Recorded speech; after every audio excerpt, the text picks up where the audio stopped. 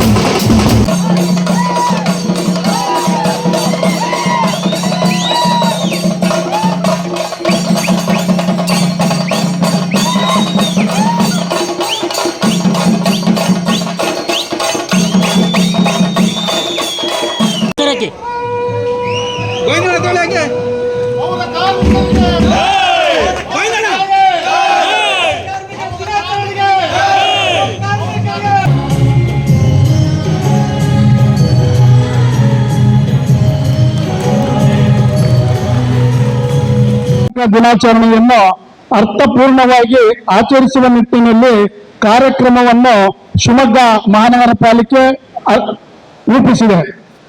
Doctor Baba Saheb Ambedkar ಅವರು ಹೇಳುವಂತೆ ಜಾತಿ ಕೇವಲ ಕೆಲಸದ ಆಧಾರದ ಮೇಲೆ ಮಾಡಿದ ವಿಭಜನೆಯಲ್ಲ, ಅದು ಶ್ರಮಿಕರ ವಿಭಜನೆಯೂ ಆಗಿದೆ.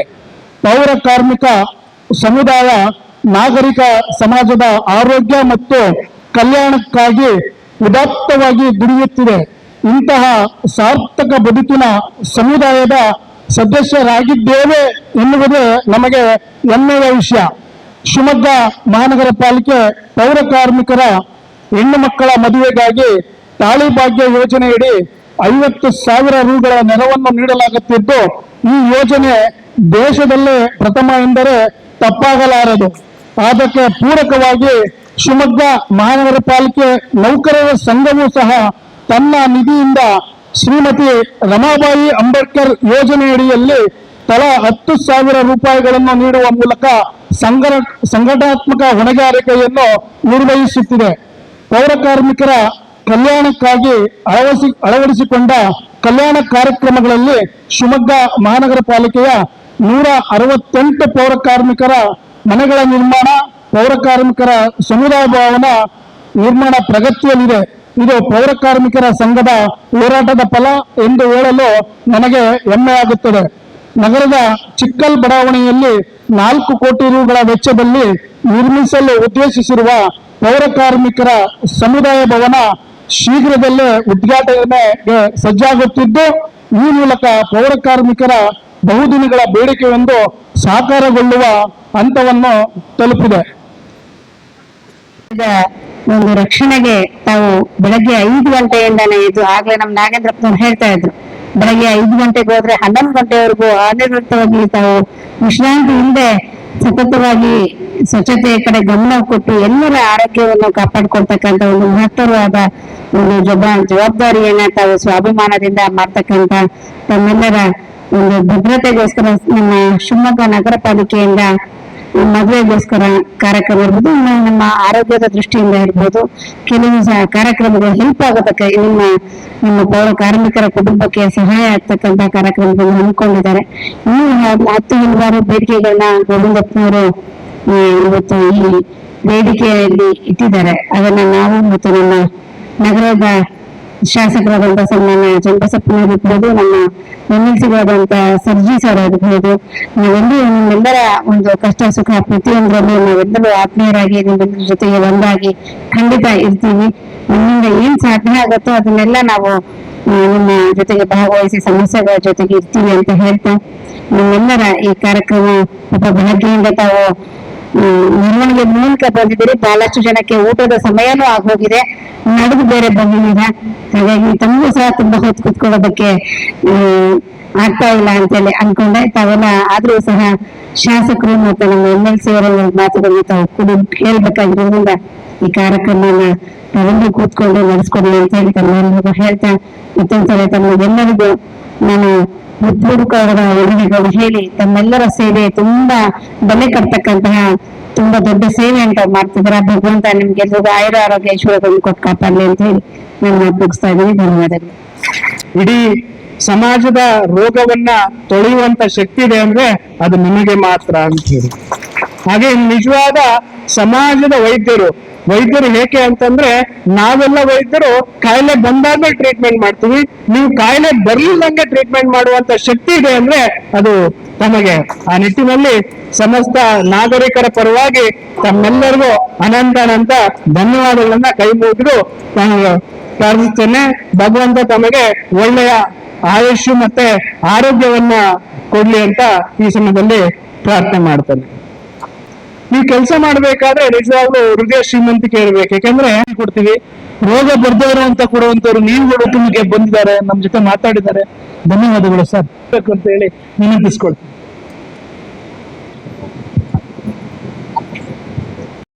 ಮಿತ್ರರಿಗೂ ನಾನು ವಂದಿಸುತ್ತಾ ಎಲ್ಲರಿಗೂ ಪೌರ ಕಾರ್ಮಿಕರ ದಿನಾಚರಣೆಯ ಶುಭಾಶಯಗಳನ್ನು ತಿಳಿಸ್ತಾ ಇದ್ದೇನೆ. ಕರ್ನಾಟಕ ಸರ್ಕಾರ ಹಾಗೂ ಪೌರಾಡಳಿತದ ನಿರ್ದೇಶನದಂತೆ ಪ್ರತಿ ವರ್ಷ ನಾವು ಸೆಪ್ಟೆಂಬರ್ 23ನೇ ತಾರೀಕು ಪೌರ ಕಾರ್ಮಿಕರ ದಿನಾಚರಣೆಯನ್ನ ಆಚರಿಸ್ತಾ ಇದ್ದೇವೆ.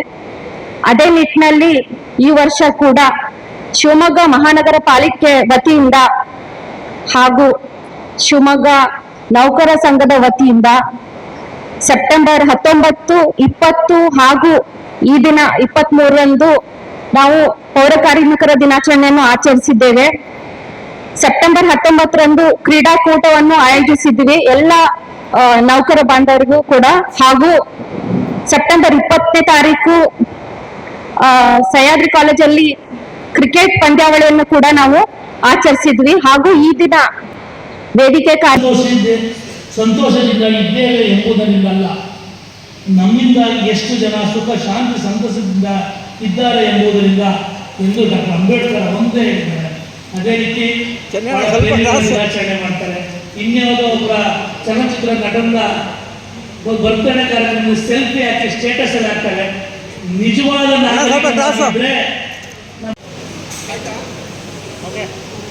ನರೇಂದ್ರ ಮೋದಿ ಯೋಚನೆ ಮಾಡಿದ್ರು. ಸ್ವಚ್ಛ ಭಾರತದ ಪರಿಕಲ್ಪನೆ ಕೊಟ್ಟಿದ್ದೆ ಆ ಕಾರಣಕ್ಕೋಸ್ಕರ ನರೇಂದ್ರ ಮೋದಿ ಅವರು. ದೇಶ ಚೆನ್ನಾಗಿರ್ಬೇಕು ಅಂತ ಹೇಳಿದ್ರೆ ದೇಶದ ಒಳಗಡೆ ಎಂಟ್ರ್ ಆಗ್ತಿದ್ದ ಹಾಗೇನೆ ಸ್ವಚ್ಛ ಭಾರತ ಕಾಣಬೇಕು ಅಂತ ಹೇಳಿ ಆ ಕಾರಣಕ್ಕೋಸ್ಕರ ಈ ತರದ ಆಲೋಚನೆಗಳು ನಡೆದಿರುವಂತದ್ದು. ಪಿ ವಿ ಕೃಷ್ಣ ಭಟ್ರು ಅಂತ ಹೇಳಿ ನಮ್ಮ ಹಿರಿಯರೊಬ್ಬರು ಇದ್ರು. ಅವ್ರು ಅವರಿಗೆ ಚರ್ಚೆ ಮಾಡ್ತಾ ಇದ್ರು. ಯಾಕೆ ನನಗೆ ಬಹಳ ಸಂತೋಷದಿಂದ ಈ ಮಾತನ್ನು ಹೇಳ್ತಾ ಇದ್ದೇನೆ. ಅವ್ರು ಹೇಳಿದ್ದನ್ನು ನೆನ್ಪು ಮಾಡ್ಕೊಳ್ತೇನೆ ನಾನು. ಅವರು ಪ್ರೊಫೆಸರ್, ಅವರು BS ಅಲ್ಲಿ ಪ್ರಿನ್ಸಿಪಾಲ್ ಆಗಿದ್ರು. ಅಖಿಲ ಭಾರತೀಯ ವಿದ್ಯಾರ್ಥಿ ಪರಿಷತ್ತಿನ ರಾಷ್ಟ್ರೀಯ ಅಧ್ಯಕ್ಷರಾಗಿ ಕೆಲಸ ಮಾಡಿದ್ರು.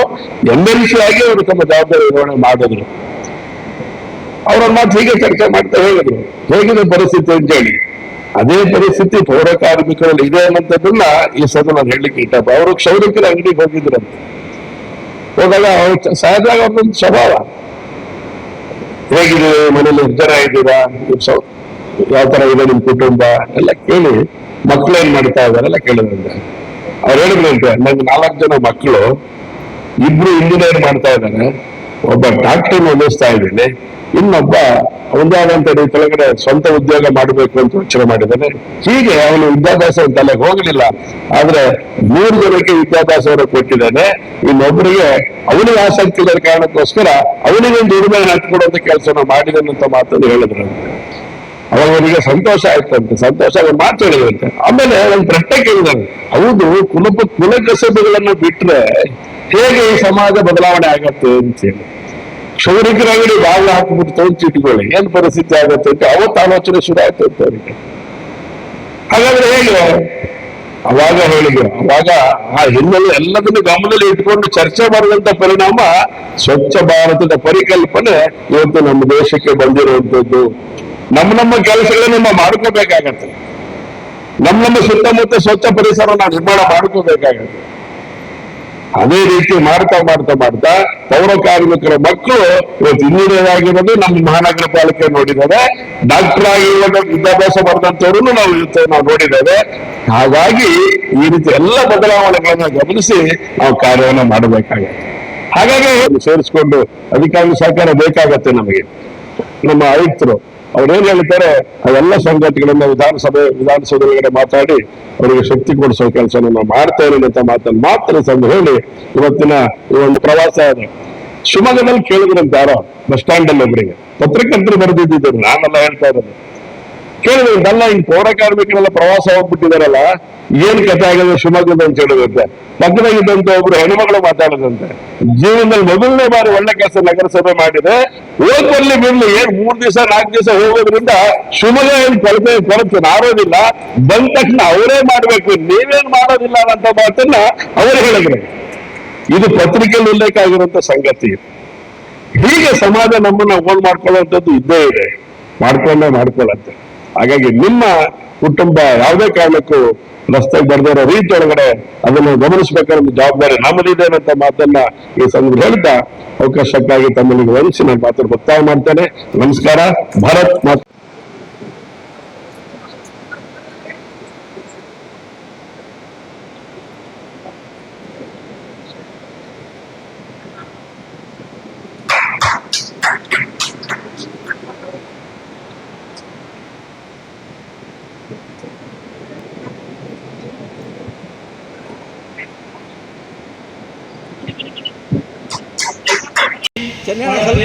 ಆಚರಣೆ ಮಾಡ್ತಾರೆ. ಇನ್ಯಾವುದೋ ಒಬ್ಬರ ಚಲನಚಿತ್ರ ನಟನ ಬರ್ತಡೇ ಕಾರ್ಯಕ್ರಮ ಸೆಲ್ಫಿ ಹಾಕಿ ಸ್ಟೇಟಸ್ ಅಲ್ಲಿ ಹಾಕ್ತಾರೆ. ನಿಜವಾದ ನಮ್ಮ ಪೌರ ಕಾರ್ಮಿಕರ ದಿನಾಚರಣೆಯ ದಿನ ಅವರ ಏರಿಯಾದಲ್ಲಿ